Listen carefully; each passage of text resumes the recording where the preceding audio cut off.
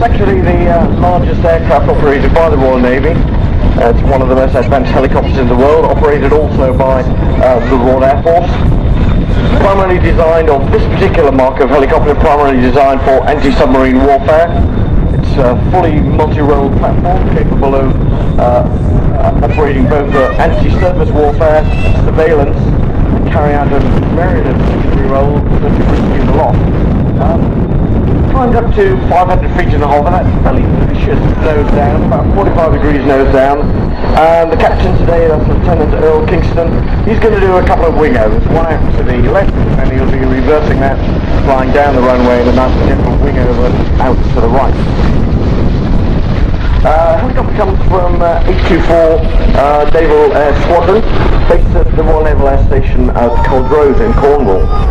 Earl is a qualified helicopter instructor on the squadron, and of course their role is to teach all of the new pilots and all of the observers and all the people who are involved in operating the Merlin before they then go to their operational squadrons. She joined the Navy's direct pilot in 2000.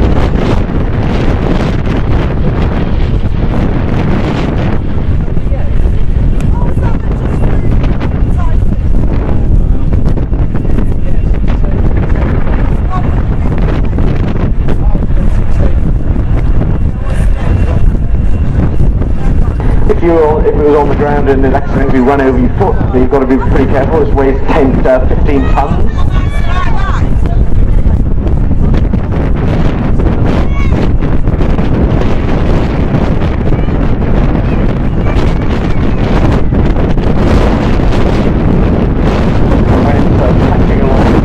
Power, it can rocket up to 167 knots nautical miles. Of course, that's 2,000 yards in a nautical mile as opposed to 1,760 in a statute mile. So you add on about 15% to a figure if you're quoted as knots. So it's really about sort of 180 miles an hour. It's got funny little stubby undercarriage which has just been lowered. What he's going to do now, he's going to come in and come down to about a 15-foot hover. He's going to turn away for a while. Then he's going to open the cargo door, and you'll see coming out a man on a bit of wire. Actually, before we do that, this is a gentle running landing.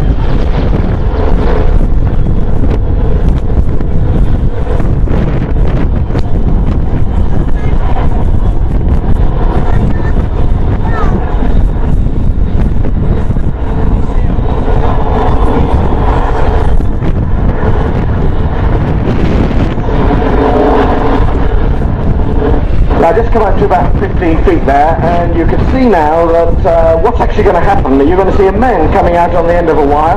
That actually is the observer, Lieutenant Ashley Smith. He's the one who's going to be lowered down to about 10 feet.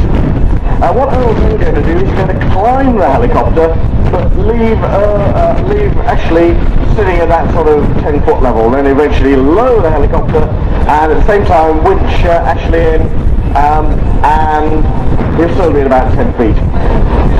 Before he does that, he'll just take him for a little ride, so people in the crowd down the left can have a look at him as well. You can see another guy standing at the door. That actually is the Chief Air Crewman J. O'Donnell, and he's the one who's actually controlling the winch, and he's also talking to Earl at the same time. So Earl knows that he's clear to go backwards, for instance, and he'll actually make sure that he holds Ashley at exactly the right height. So actually the two of them are working very much hand in hand at the moment.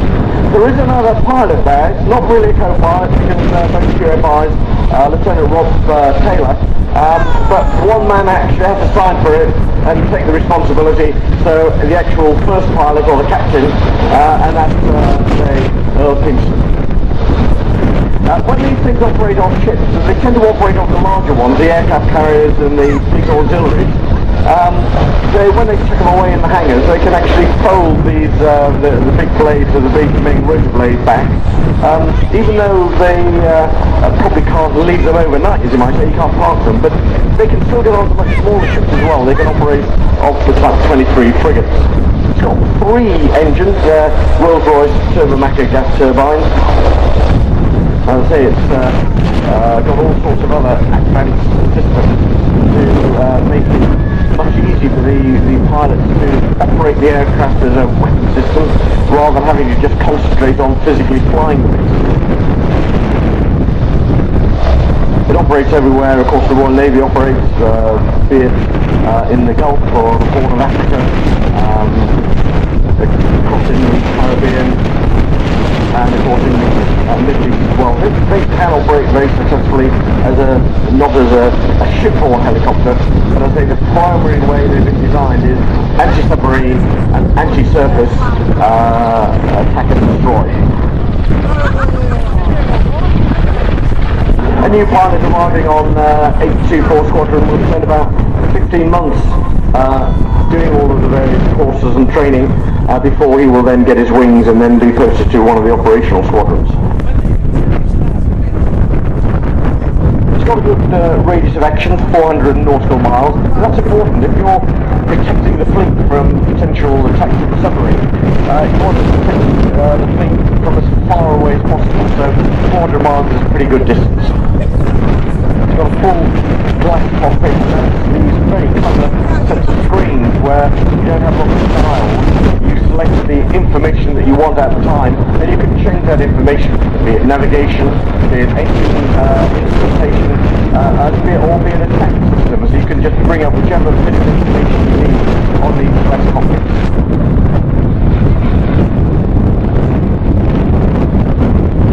It does all of this stuff against submarines.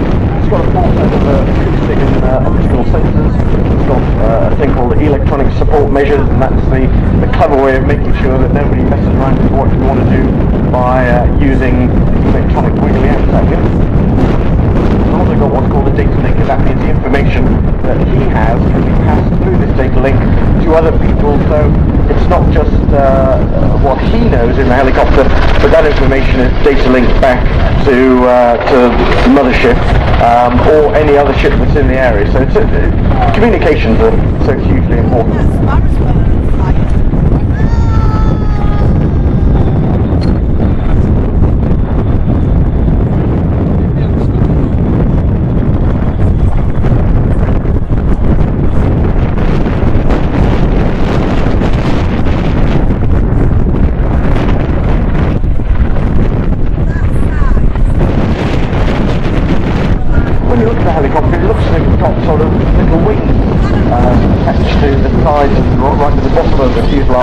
That's of course where all the weapon systems would actually be carried, because it obviously carries things like torpedoes, missiles, everything that you would need to actually destroy either a submarine or a surface ship.